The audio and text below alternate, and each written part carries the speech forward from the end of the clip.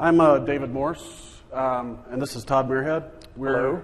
We are on the VMware performance team based in Austin, Texas, and we're here to talk to you about monster virtual machines, specifically how well they perform as huge database VMs. I've got the SQL piece, and Todd's going to cover the Oracle piece.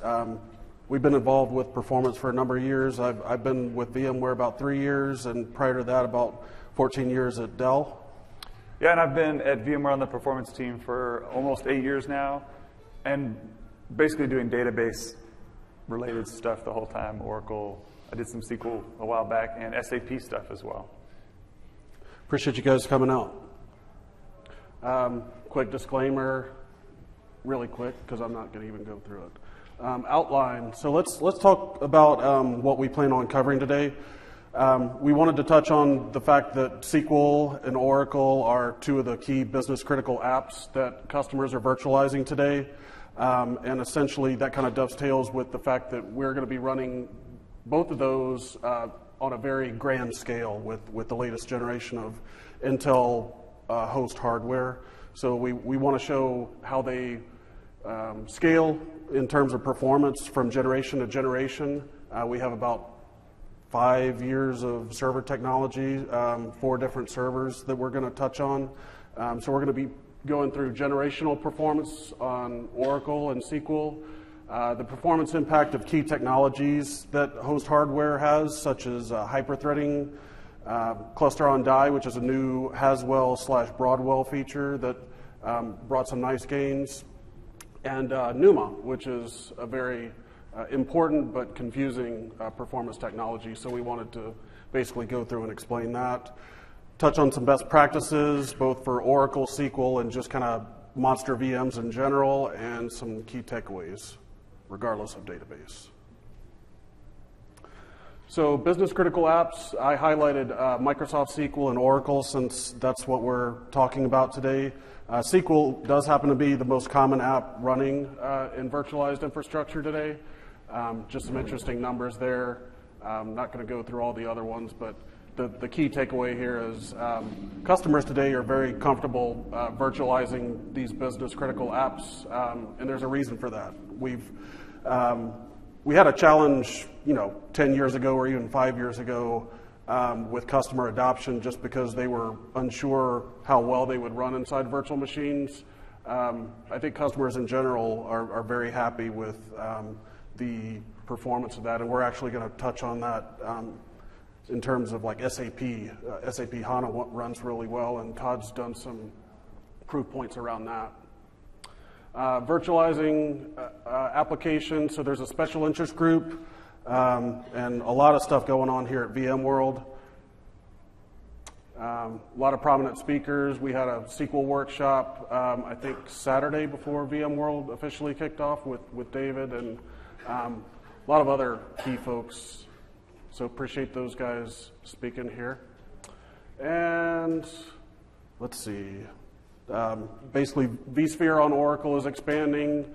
A lot of good statistics in terms of, adoption over the next 6, 12, 24 months, so it's only growing. There's a couple of interesting books that have been authored that we would recommend folks check out. Again, don't expect anybody to get these URLs right off the bat, but we will make this slide deck available afterwards for anybody who wants it. And most of these authors are wandering around the conference somewhere. So, yep. They had a book signing on Tuesday, but you can bump into them here as well. All right, and let's see. So let's get into monster database virtual machine. So the definition of a monster VM has kind of changed over time, especially with the capabilities kind of increasing with each release of vSphere. As of today, vSphere 6.0, one virtual machine can have up to 128 virtual CPUs. Very few customers actually run virtual machines that large, but as the performance team, we kind of try to put the pedal to the metal and do the proof points that show that if you need to scale that large, vSphere does support that and supports it very well. Each VM can also support up to 4 terabytes of memory. You can get millions of IOPS out of each host, especially if you're using flash-based arrays, which are becoming more and more common in data centers. And you can easily increase the resources needed by those VMs over time in terms of adding virtual CPUs, virtual memory.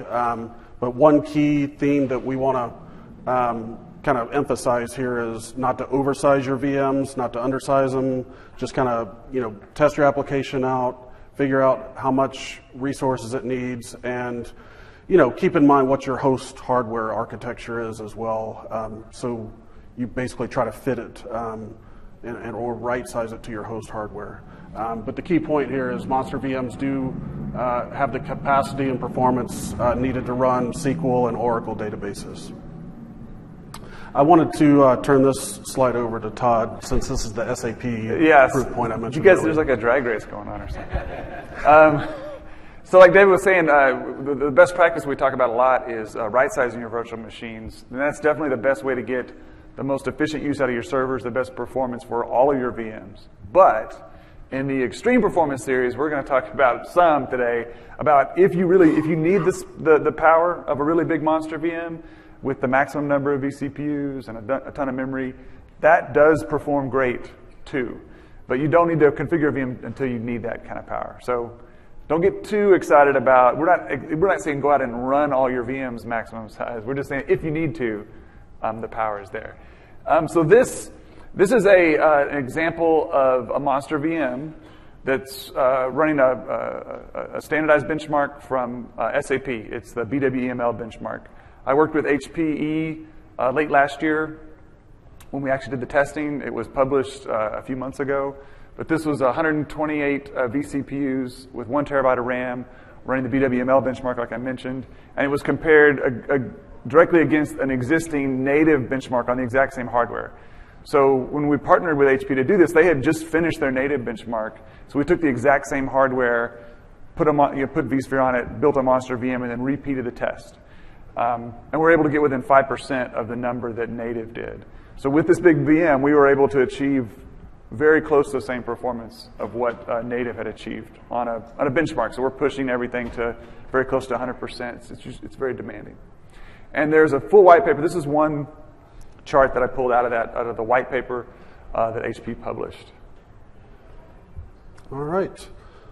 So let's go over the testing overview of our specific infrastructure that we use for SQL and Oracle. Todd, you want to take this one? Oh yeah, this is mine.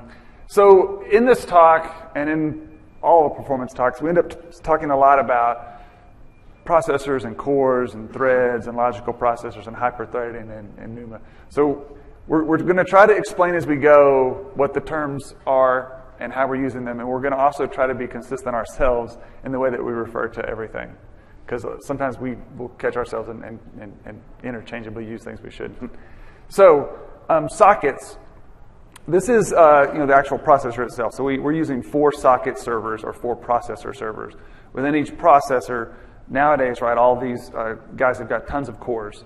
So the one that we have a screenshot up here is for the latest gen, the Intel Broadwell processors, this is an 8890 version 4. So we got 4 sockets. We have 24 cores per socket. So and then that adds up to 96 cores on the server for total. But then we also have hyperthreading enabled. So that means we end up with 192 hyperthreads, we refer to them sometimes, or logical processors, as they'll show up in the vSphere client, which is where the screenshot is taken from. So it's important to keep all that kind of in mind when you're talking about what's going on. The most important number to think about whenever you're doing your sizing is really the number of cores on the box. Because if you just look at the logical threads, that's the hyperthreading enabled aspect, and that doesn't give you 2x performance, although you have 2x logical threads versus cores. So it's better to look at number of cores as your main sizing guide, and then later say, oh yeah, the hyperthreading gives me an extra 20-ish% on performance, and take that into account that way. And we're going to look at some performance test results with hyperthreading that we did to illustrate exactly what kind of performance gains it gives you. The other key aspect that I mentioned before is NUMA. So let me go ahead and define what NUMA means. NUMA stands for non-uniform memory access.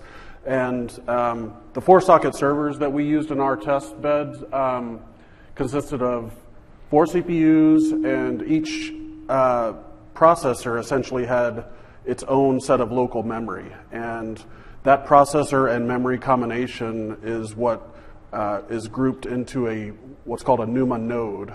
So that picture that you see up there is a logical representation of what a 4-socket Intel server would look like today. On the right-hand side, I just called out an example of one of our servers. If it has a terabyte of memory, each NUMA node tends to be equally distributed as far as memory. So each NUMA node would have one processor and 256 gig of memory. And where that comes into play in terms of importance is, it's much faster and much more performant for a processor to access its local memory than, let's say, for CPU 0 to access NUMA node 3, because it essentially has to go through other processors. That processor then has to grab that memory and then go all the way back. So it's essentially a very long round trip. So where possible, we try to tell customers to size their VMs to either one node or multiple NUMA nodes, so we're not trying to do too much remote accesses.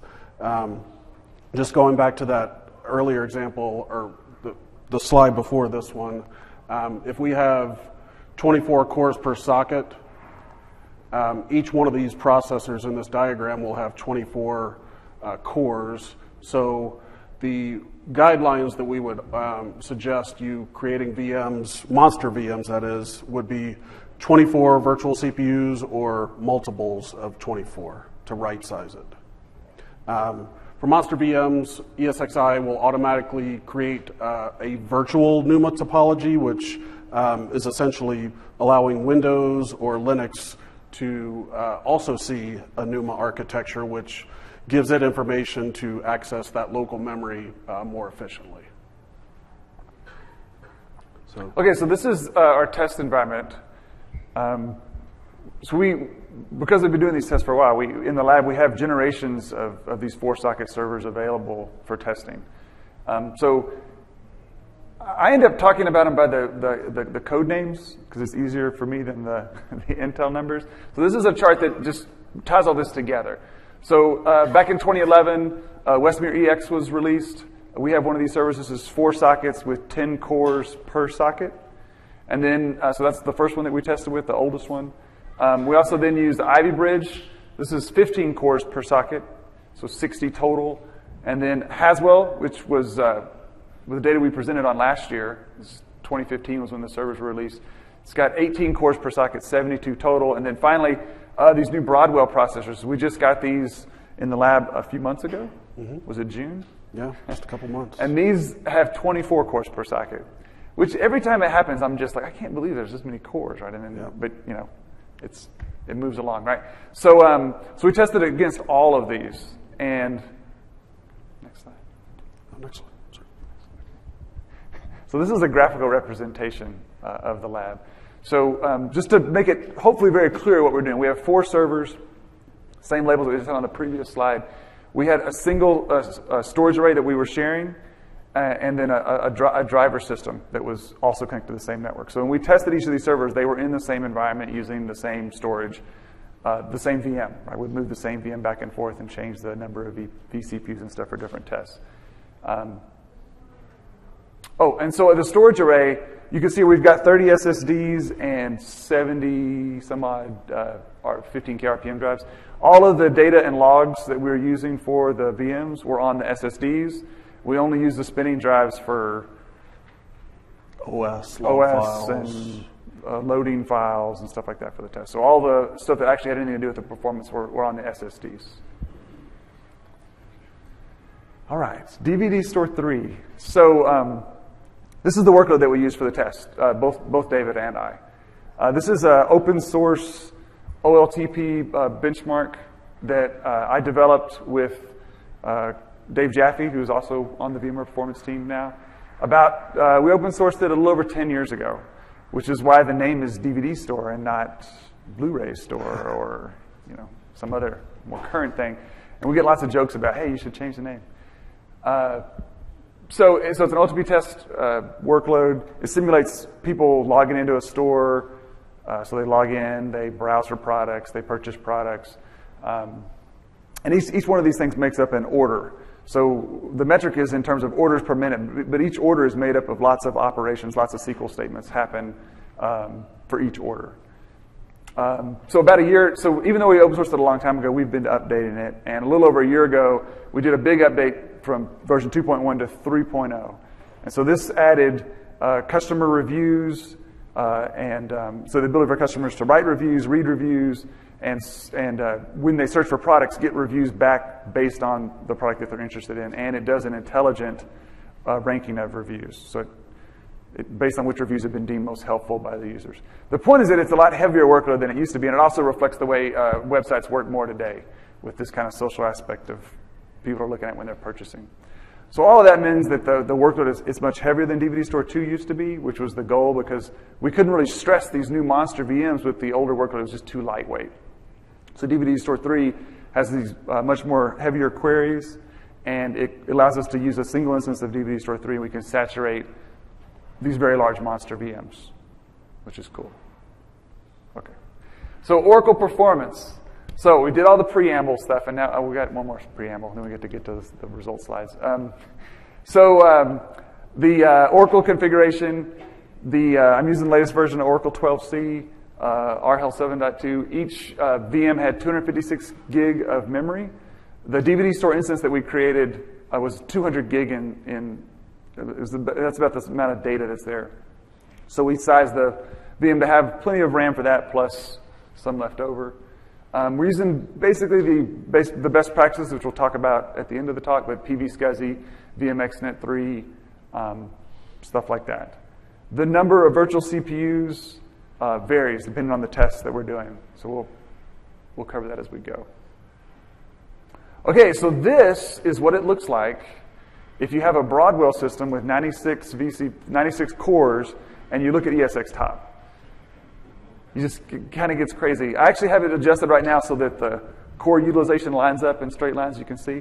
So this is actually during one of the tests with the Broadwell server. The Oracle VM, I don't know if you can see this listed at the top there. It's very highly utilized. It's about 97% or so. So I just like to show this because I think it's cool when you see this many things on the screen.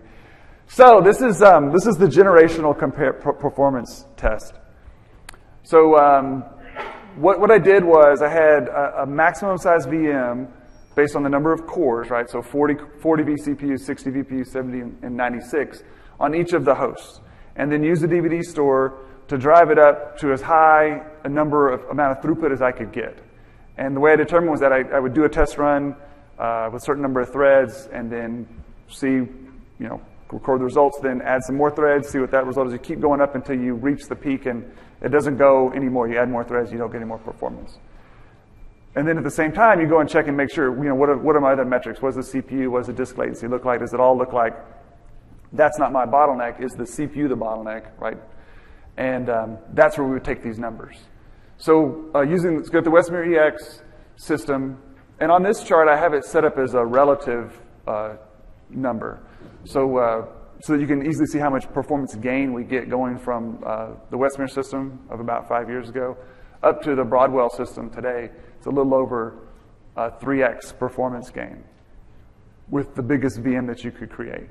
So you also see there's pretty big jumps as you go from each of these generations. I would suspect that most people don't have Broadwell processors yet, but are probably more likely in one of these other previous 3 generations. And what we're trying to show here is that if you go to the new hardware and you needed to make a single monster VM, you would get the performance gain that comes along with that new hardware boost. Again, I don't think very many people have very many single large database VMs like this. But if you want to do that, you can. The performance is there. Okay, hyperthreading. So I get a lot of questions about hyper-threading because I think it can be a little confusing. So once you turn on hyper-threading, which we recommend you always, it's on by default, and we recommend you leave it on.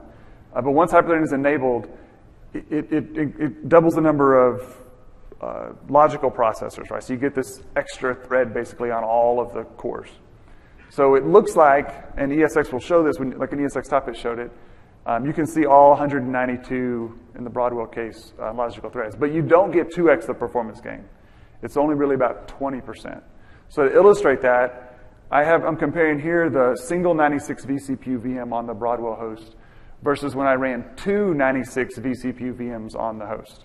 So I have two VMs that are both 96 vCPUs.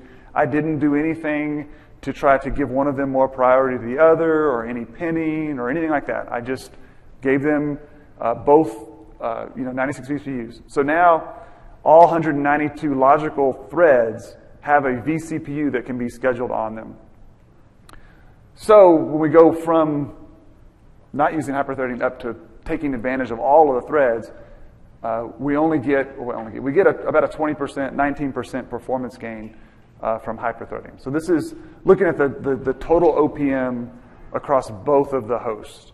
So if I was to break it out, right, the single, it's combined, right? So they're competing for server processor resources. You end up getting a net of 20% more, but the two individual VMs are doing less than the single one was by itself. Okay. Okay, so this is to drive home, hopefully, exactly how much performance there's available in the new hosts. So I took the same 40 vCPU VM that we ran on the Westmere system, the exact same one, right? And just vMotioned it over to the Broadwell system, but kept it the same size. It's still 40 vCPUs. So there's two things about that. The Westmere system, it's got 4 NUMA nodes, right? So this is it's 40 vCPUs, but it's 10 vCPUs per NUMA node. On Broadwell, we have 24 vCPUs per NUMA node, so I only have to have 2 virtual NUMA nodes, which is good. Now you have more NUMA locality, like David was talking about. So I have 2 20 vCPU virtual nodes in this 40 vCPU VM. So that advantage combined with we have much better cores. The cores themselves are better than the Westmere cores. They're 5 years newer, much better technology for a lot of reasons.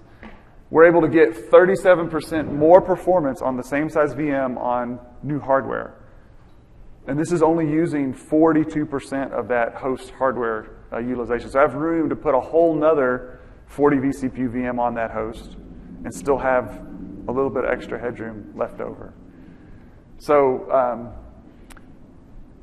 just to illustrate that you can get really big performance gains when you go to the current gen hardware. Okay, so some really cool stuff happened, and I was able to get an all-flash array a few weeks before VMworld.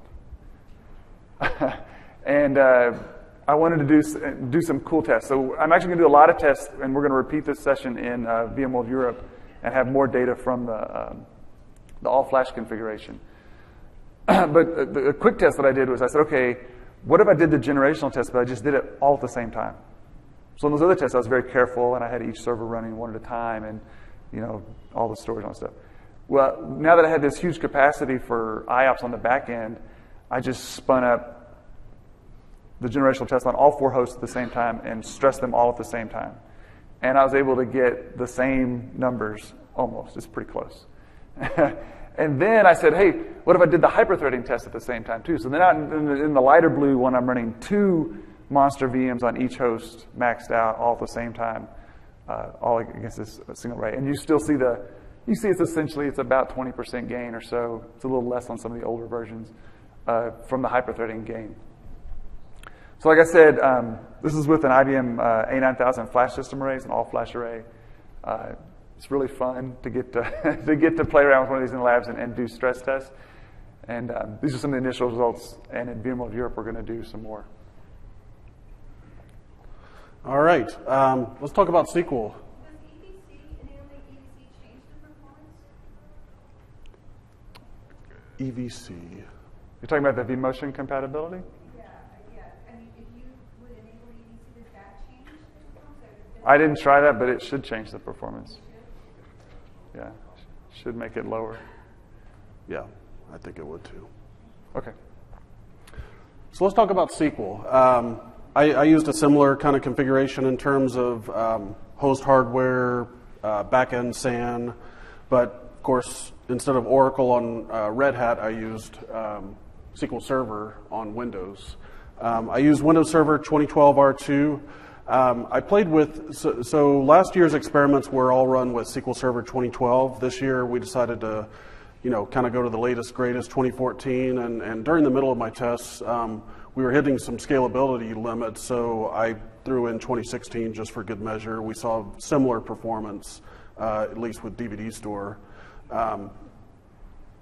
And let's see, each VM, we also used about 256 gig of memory, much like Todd's. I used the large database, which ended up being about 200 gigabytes of hot, database data.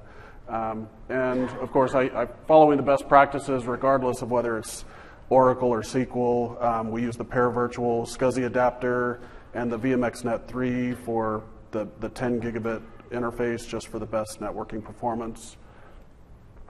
And here are the results of some of my testing. So the first slide also has to do with hyperthreading. I saw a very similar gain. Todd called out 19%. I saw about 17%. And that's within Intel's typical guidance of 15 to 20% performance improvement. I did it a little bit differently in terms of how I changed it. So I didn't run one 96 vCPU VM and then two 96 vCPU VMs. I ran the same 96 vCPU VM, but I ran it default because out of the box, I think just about every server comes with hyperthreading enabled, which it should be. But then I rebooted the server, went into the server BIOS, and in a Dell PowerEdge BIOS, it's actually called Logical Processor. As Todd mentioned earlier, the names are kind of interchangeable in terms of hyperthreading enables double the logical processors that you would see in terms of physical cores. So just turning hyperthreading off and running dropped performance by about 17%. So the key takeaway here is hyperthreading is good. The ESX scheduler, even if, let's say you're running a 96 vCPU VM and you think you have a lot of extra headroom, ESX does a good job scheduling worlds and hyperthreads to make efficient use of them. Another cool thing that I found in the BIOS while playing around with various parameters is cluster on die. So that's a new mode that Intel introduced with Haswell and Broadwell, and we as VMware did not support it until vSphere 6 or 55U3B. But basically, going back to the earlier NUMA discussion, what I said was true in terms of typically each processor you have in a system will have its own local memory, and that becomes a NUMA node. But with cluster on die, because core counts are getting so high, I think Intel decided, okay, how can we carve up these huge multi-core processors to access local memory even quicker? So essentially, think of it as like NUMA on steroids, where each NUMA node can now be further subdivided into kind of sub-NUMA nodes. So instead of a 4-socket Intel server with 4 NUMA nodes, you end up with a 4-socket Intel server having 8 NUMA nodes. And because the ESX scheduler is now aware of cluster on die, it can actually schedule things even more intelligently so it can access local memory really, really fast. So I wanted to quantify, okay, what does cluster on die mode actually buy us in terms of performance? Well, at least with SQL Server and the DVD Store benchmark, it bought me quite a bit. So with cluster on die disabled, which is the default leftmost bar, I was right about 100,000 operations per minute.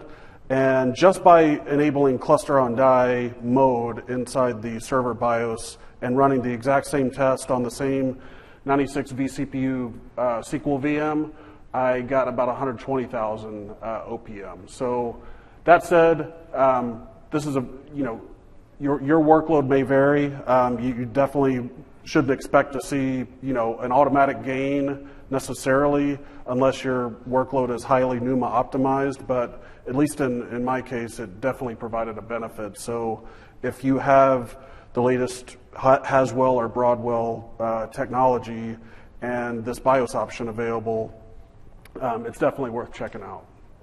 It is not on by default. And this is a screenshot of where this setting actually lives inside of a server BIOS. So this is a screenshot of our Dell PowerEdge BIOS and the various settings that you can play around with. So I've highlighted Snoop mode, which is the name of the Intel technology. And you can see that by default, it's early Snoop or home Snoop, and you literally have to change it to cluster on die. I don't know what all those modes, different modes do, but it has to do with how each processor is accessing memory. And like I said, cluster on die basically exposes more NUMA nodes. There's a lot more information in terms of VMware knowledge base articles, and Dell has a good blog on cluster on die and how it works with VMware ESXi. So we will make this deck available to you guys for further reading. Let's talk about best practices. Just not specific to Oracle or SQL, just CPU best practices in general. As we've been saying pretty much the whole time, you want to size the CPU resources a virtual machine needs, and then look at your NUMA node size.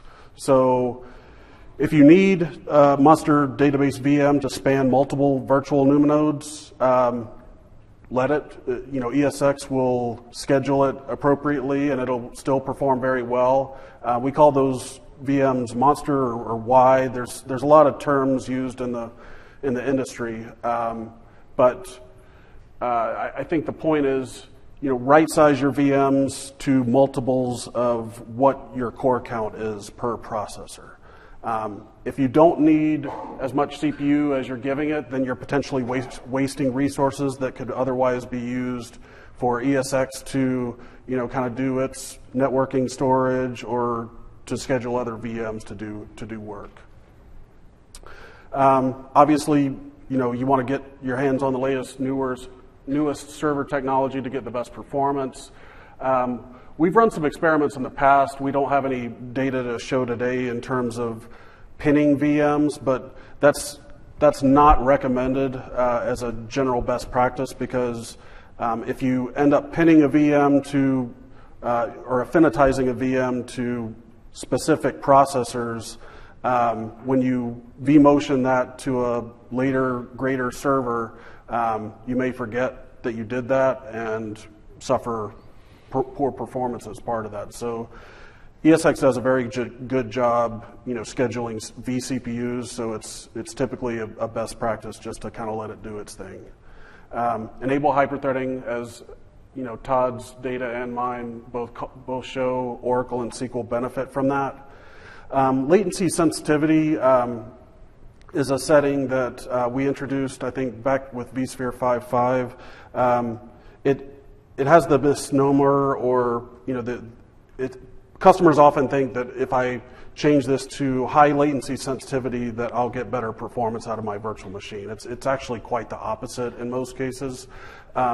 With the data we're showing here, we're always trying to drive for highest throughput. And for transactional database kind of workloads, that's typically what you focus on, is how many transactions can I get out of my server at going full bore. Well, latency sensitivity has more to do with network performance. So let's say if you're in a stock trading environment and you send something out over the wire, you want to get a response back, whether it's a ping or just sending a small packet out over the wire, you want to get that back as soon as possible.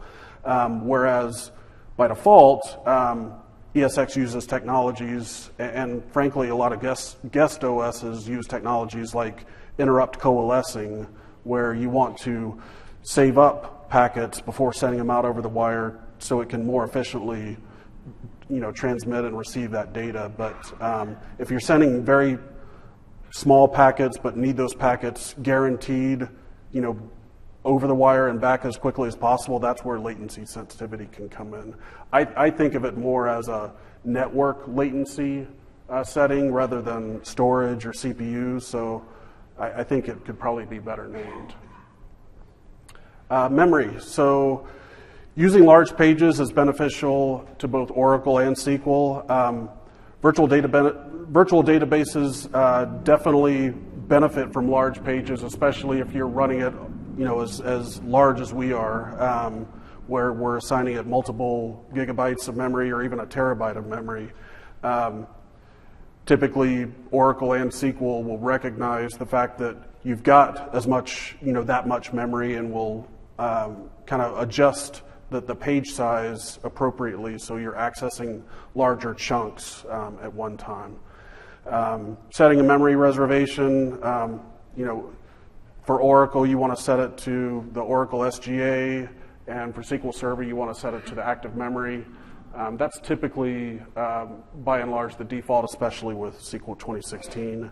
And same kind of thing with sizing. You want to size your virtual machine memory, just like the vCPUs, based on the NUMA node memory size. So going back to that earlier example, if you have a terabyte of memory, but it's carved up into 4 NUMA nodes, then you would want to size that VM to either 256 gigabytes or some multiple of that.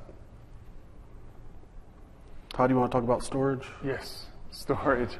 So in the database world, especially virtual databases, going back for a long time now, storage has always been the source of most of the performance problems. So when customers would come to us complaining of problems, usually, or a large percentage of the time, we would find that storage was the culprit. And that's probably still true, maybe not quite as much, but it often comes down to really making sure that your storage is configured the way that you think it's configured. So there's a lot of potentially people between the database administrator and the actual storage that they're using. So there could be storage administrators, VI administrators, and sometimes, what storage you're actually using isn't as high performance as you think it is, or it's not dedicated, and there's other VMs or databases that are using it. So you're really making sure that your storage is what you think it is, the right RAID type, it's dedicated, it's on the array that you think it is. It's really important in making sure that you get the right performance that you're expecting. So a lot of times this involves getting to actually know the storage people, which can be a little scary. But just really go through and make sure that your configuration is right end to end on the storage side. So I kind of touched on this in the stuff I talked about with the all-flash array. If you can use SSDs or all-flash arrays, it makes a huge difference in performance. A lot of the problems that we've had in the past, setting up benchmarks and stuff, kind of almost goes away when you have an all-flash array. The performance is so much better that a lot of your storage problems are going to not be what they were in the past. You'll have other things to worry about. Won't be storage anymore. And then, like we've mentioned a couple times, these are best practices we've had for a while, but using the PV-SCSI virtual SCSI adapter in your VM, especially for the data and log LUNs, is where you're going to get the best performance. And then also, if you're using iSCSI or NFS-based storage, being sure that you've enabled jumbo frames. And one more thing that goes along with the virtual SCSI adapters is that if you have more virtual SCSI adapters, so as many as possible if you really want to get the best performance, and you spread out your data and logs for your database across those virtual SCSI adapters, you get more paths going to the storage, which means more queues, more throughput is possible. So in really high performance environments, being sure that you spread it out, even if you have an all-flash array, can get more stuff in flight at the same time and can improve your performance a bit. Okay, so we talked about the kind of common best practices between SQL Server and Oracle, and now we're going to talk about some of the stuff that's more specific to each version. So for the most part, Oracle best practices apply to virtual Oracle, the same as they do on native. So, I use Oracle's documentation, their best practice when we're setting this up, and that's the vast majority of the stuff you're going to do is what they recommend. You have to apply it, of course, to your size virtual machine, the amount of memory you have, but it's the same thing. Oracle has these days, they've had this for a couple years now, an RPM that you can use when you install Oracle that sets up a lot of the common stuff for you on Linux already. So it makes it a lot easier to get a lot of these settings done right at the beginning. Oh, and then the NUMA thing. So I seem like I talk about NUMA all the time. So with Oracle, Oracle has, at Oracle's application layer, it has its own NUMA settings. So you can go in and enable this setting in Oracle. It basically tells Oracle to try to be NUMA aware itself and try to map memory based on NUMA nodes and make accesses and stuff like that. It turns out that Oracle's setting doesn't really work very well. It doesn't really give you a performance gain, and in some cases, it will cause worse performance. So by default, the Oracle this Oracle NUMA setting is turned off. Oracle has it disabled by default. There are a few cases that I've heard of, or I say a few. There are some cases where I've talked to customers and they have found some gain by using it, but it's recommended that you evaluate this before you actually go and use it. I would assume that it's not going to give you a gain. It might hurt things. That's the way I would look at it to start. So all that said, and we've talked about NUMA, still very important to get the NUMA for the VM configured correctly, the virtual NUMA. And the operating system, Linux, is also NUMA aware. And so even though Oracle itself doesn't have its NUMA settings on, I've found that you still get better performance on Oracle if you have it on at the OS level, which is the default, and you have it on at the VM level, which is the default. So that's just kind of one wrinkle. It's funny, we talk about how important it is, and then the Oracle specific implementation is not that good. We talked about huge pages. So for Oracle, there's a setting in Oracle you have to go in and set to enable huge pages, and you have to set it in Oracle itself, and then you also have to make some changes at the OS level so that the large pages are available for Oracle to use. And so all of these things are covered in this Oracle Databases on VMware Best Practices Guide, which was released like a couple of months ago or a month ago from VMware. So you can search on it and find it fairly easily. There's also a link here in the deck. All right, so let's talk about SQL Server best practices. SQL Server these days is largely auto-tuning. There used to be quite a bit you had to go into the GUI or even the registry and turn on in terms of things like soft NUMA. And, but frankly, I found that newer releases, whether it's 2014 or 2016, better utilize NUMA. So Microsoft continues to make improvements with SQL. I called out one article here that I found on Microsoft's website. It just runs faster. They called out double-digit performance gains. I'm not sure what benchmark they were using, but they definitely have done their own testing to quantify measurable performance gains. So it's obviously a good idea to upgrade your DBMS if your SQL 2008 or 2012 environment is running slowly. Some tuning is still advisable. Much like most sysadmins, I Google a lot for kind of, what database admins are out there doing to get the last bit of performance out of their databases. I found a really good article online that I bookmark and refer back to frequently whenever I do a new SQL installation. It's entitled 5 SQL Server Settings to Change. And much like Todd's Oracle's best practices guide, we have one for Microsoft SQL Server as well. And that encapsulates a lot of what we've talked about today. Additionally, you want to make sure your SQL Server license allows for the scale that you need. So SQL Server used to have a web edition. Now they call it Express. There's a standard. There's an enterprise. I'm using it, kind of in a lab environment, so I tend to use either the enterprise or even the developer version I download through MSDN just to test in a lab, test dev environment. But as you can see here, with SQL Server Express or SQL Server Standard, there is a maximum number of cores that SQL will utilize. So it's very important to understand which edition of SQL you're running, because that could be an arbitrary bottleneck in your environment. You could potentially only be getting 1 gig of memory per instance with SQL Express. So obviously for a production SQL environment, you're going to be wanting to use either standard or enterprise. And there's a link at the bottom that calls out what the different editions offer. Last slide around SQL Server best practices. Again, just to stress, right-sizing your VMs is critical. One thing I wanted to call out here that I noticed in my testing is, by default, when you create a VM inside of vSphere, those VMs are single core by default. So if you create a 64 virtual CPU VM, that will actually be 64 sockets. And each one of those sockets is actually single core to the guest OS. Why is that important? Well, typically it's not, but if you create, let's say, 128 virtual CPU VM, Windows Server 2012 actually has a limit of 64 sockets. So I was surprised to find that when I created a 128 vCPU VM and booted it up, Windows only showed me 64 processors.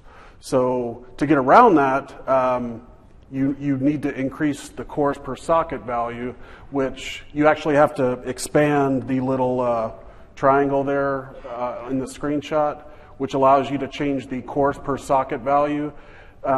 Typically in the past, we've only advised customers to increase the cores per socket setting for licensing, but this is another use case where it could come in handy, where you actually want to size your VMs more to what your physical underlying hardware is. So if I have a 24 core, again, going back to the Broadwell EX server that we were testing with, if each processor has 24 cores and 96 total physical cores, you should create a monster VM that size, just so it exposes all the logical processors correctly to Windows.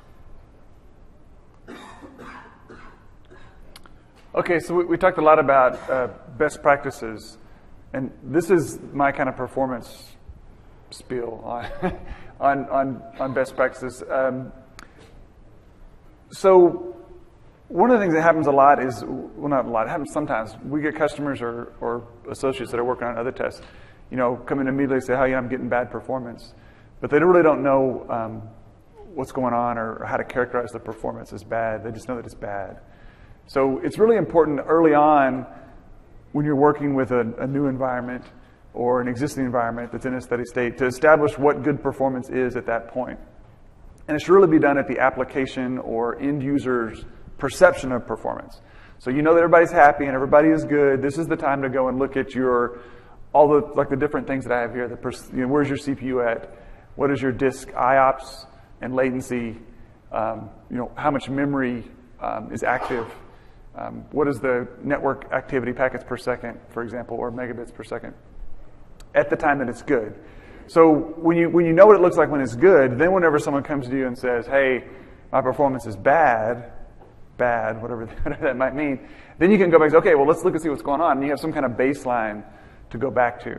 And it doesn't have to be an exhaustive set of a bazillion metrics. Depending on the application, you should be able to kind of hone in on what the specific things are. But it's going to vary depending on what the application is. Database, I would say these are probably not so much the network even usually, but the other ones these are examples of the type of things you should look at. The other thing about this is I end up talking a lot about, and David does too sometimes, I know, about ESX top specific stuff. So stuff that we saw on ESX top and co-stop and % ready and all this stuff, which is all really great stuff. But that's really not using ESX top on an ongoing basis, like on a day by day, a week by week, month by month basis to manage your stuff is really not going to work. That's the tools that you're going to use. It's an example tool you're going to use once you've already identified a problem and you've been told that performance is bad. And now you're going to go in and start to delve in at a very detailed level in real time and see what's going on from a performance point of view. So we have lots of other products, right? like vRealize operations that are much better at giving you a higher level picture of things on an ongoing basis where you can monitor at a consumable level, right, of what's going on. And then if you need to, you can use something like ESX Top or perfmon or Top on Linux to really dive into some of the more specific things. Okay.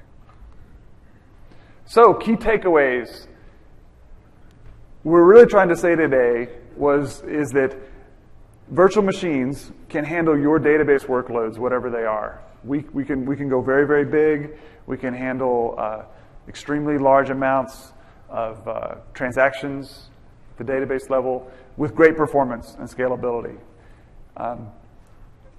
Then we also talked about some of the best practices about how to achieve that.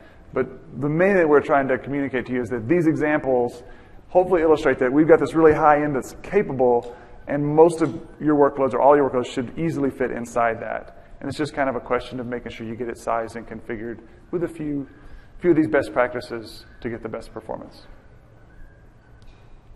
All right. David? Yeah, no, and we have a lot of other extreme performance series talks. This pretty much rounds out, everything we wanted to talk about in terms of SQL and Oracle. So a lot of other talks here this week. Check them out. Hands-on labs are actually on this floor at the end of one of these hallways. I get turned around. But I actually helped develop the vSphere Performance Optimization Lab. A self-paced lab is what SPL stands for. I also did an expert-led workshop yesterday around that lab. It dives into more of those tools like Todd was talking about, ESX Top. How do you use it for CPU or memory troubleshooting? It also delves into advanced topics like NUMA. So take those if you get a chance. And there's also a challenge lab as well, kind of a break-fix kind of lab. With that, thank you, and we'll do a little Q&A.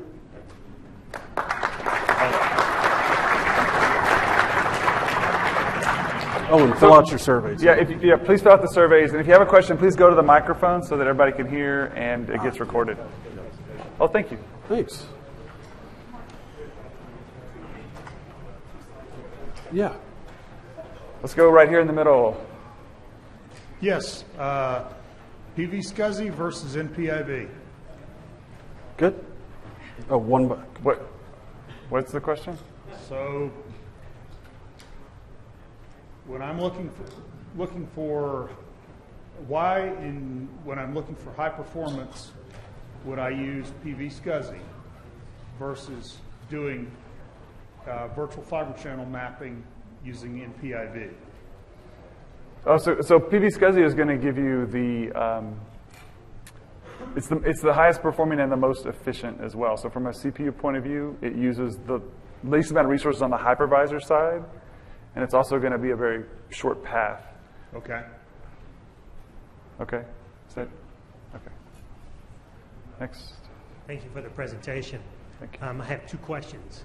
On the one screen where you had the VM, where you wanted to modify the cores per socket, Yes. and you had 96 there. Yes. Do you have to be concerned about leaving some cores for the hypervisor?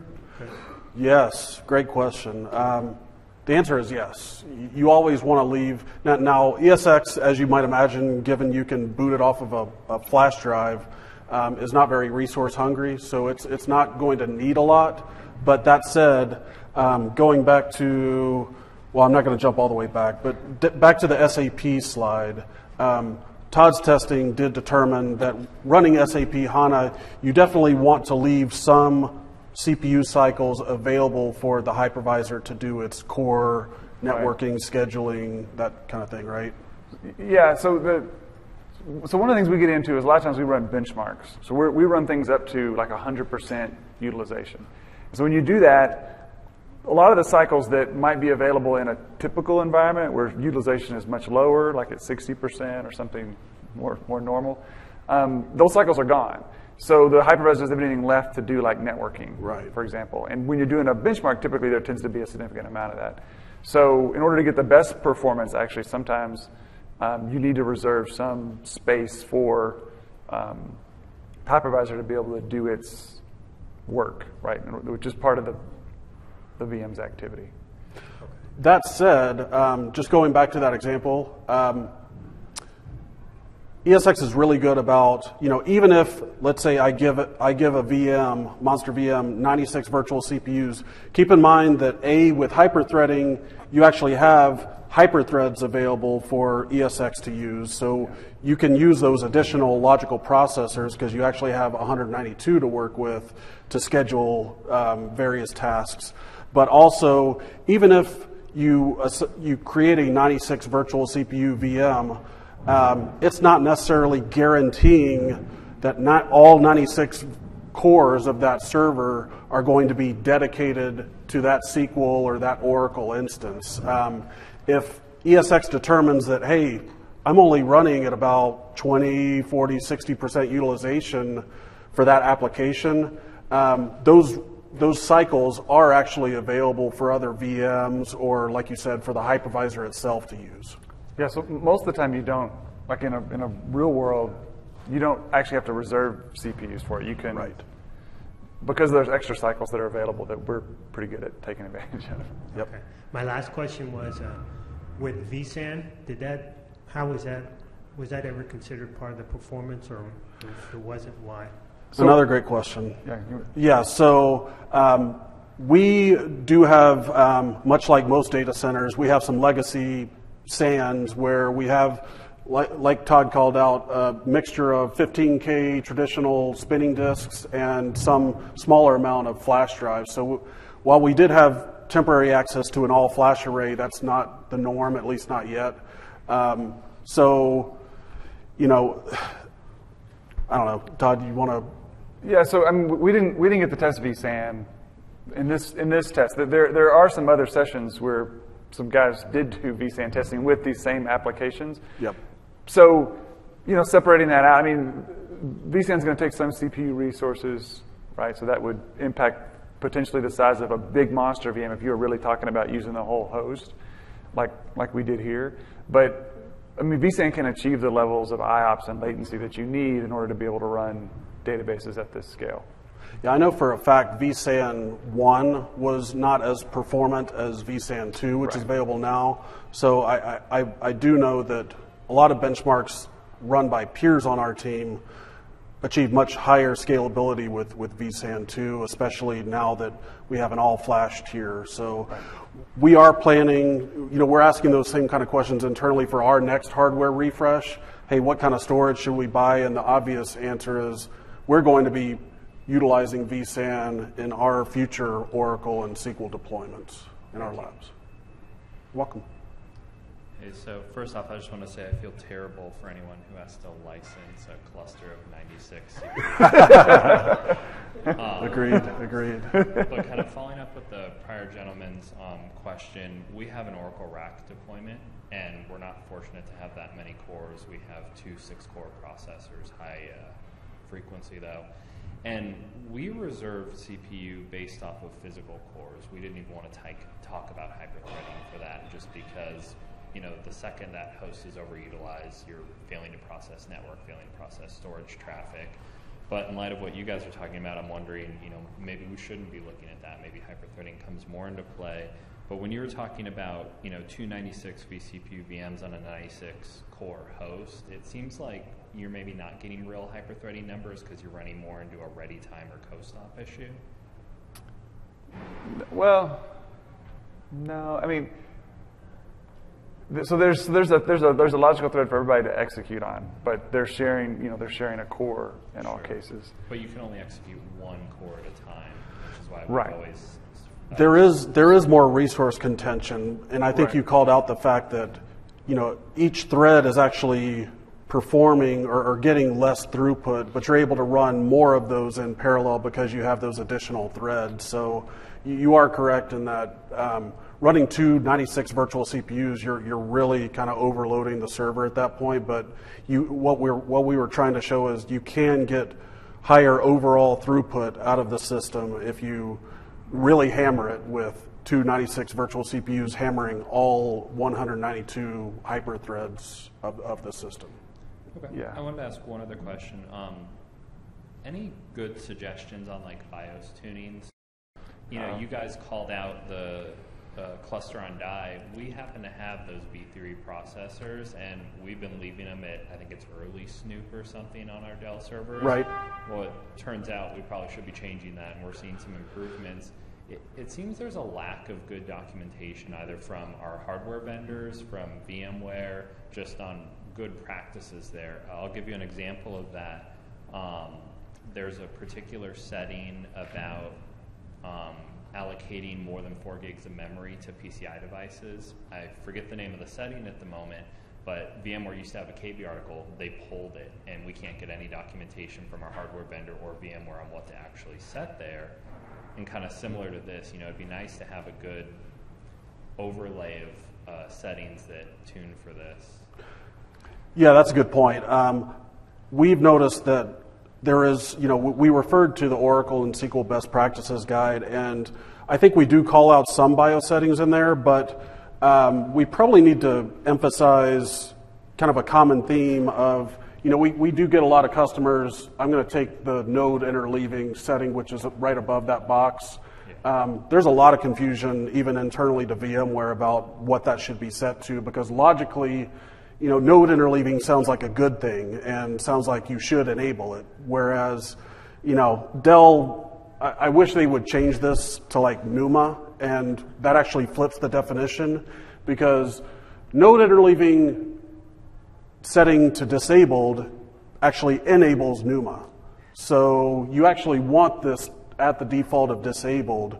Otherwise, if you enable it, you are essentially turning it into one big non-NUMA system, and you're not realizing the benefits of ESX seeing those NUMA nodes or any guest OS seeing those NUMA nodes. So I think, you know, to answer your question, I think the onus is on us to maybe go back with these findings like cluster on die, like logical processor. Logical processor is what it's called. That's not in this screenshot because it's under processor settings instead of memory settings. But as you know, with any modern BIOS, there's just pages and pages of BIOS settings that for the most part are set to reasonable defaults, but you can definitely eke out, you know, 5, 10% more performance, even 15 or 20, if you really, you know, put the pedal to the metal and, or you could make it that much worse. If you or yeah, you could go the other way too. That's for every single one is it depends. yeah. That's the unfortunate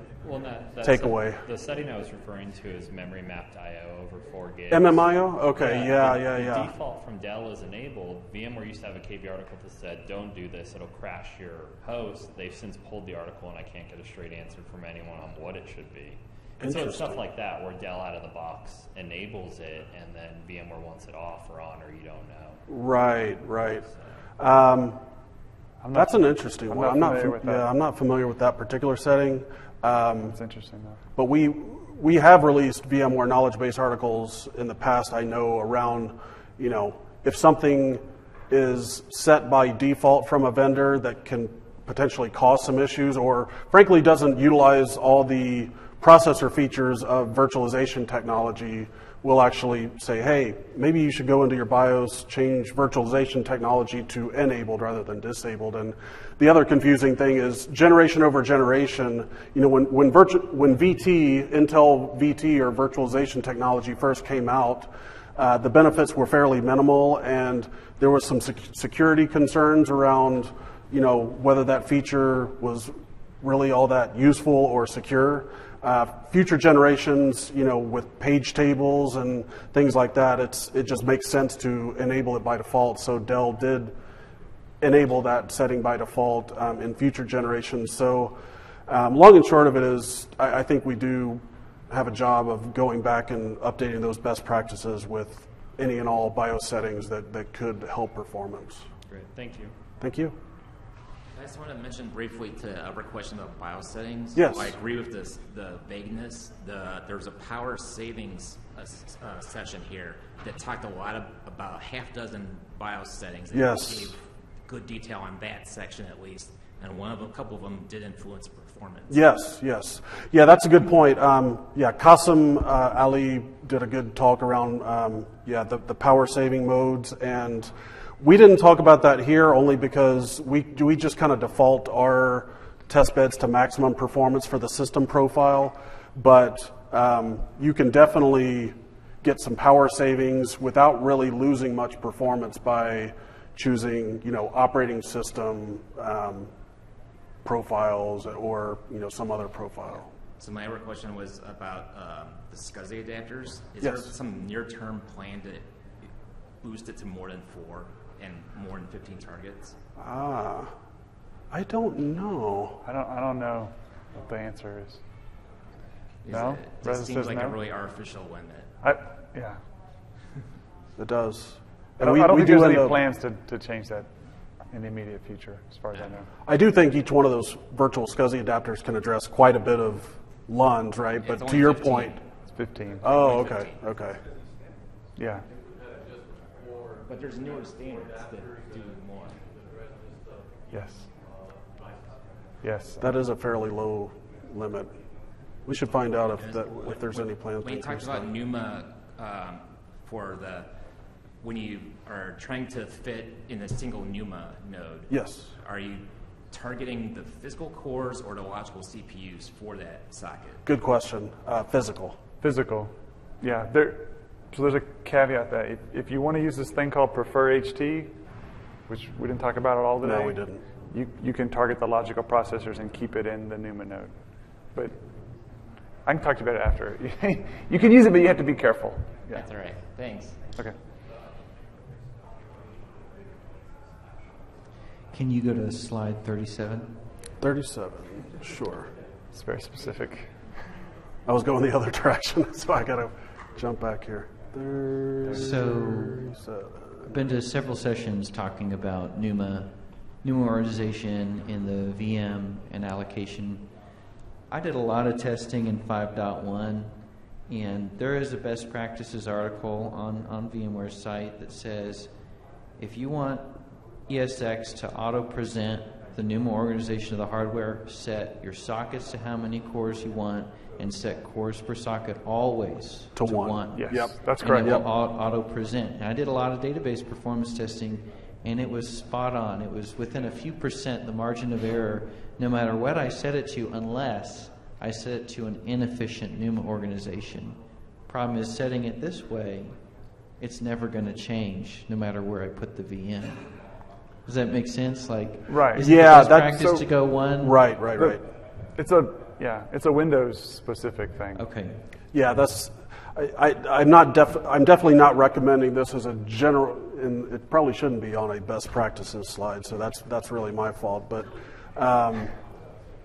we ran into this corner case, like I said, where if I power on a 128 vCPU monster VM, it literally will only show you 64 because Windows has a physical processor limitation of 64. But you're right. Cores per socket equal to 1 is definitely what we continue to recommend for most general use cases. All right. Thank you. Thanks. Yeah. We're being kicked Oh, out. we're getting kicked out. So, yeah, we'll We'll take questions outside. okay. Yep. Thank you. Thanks.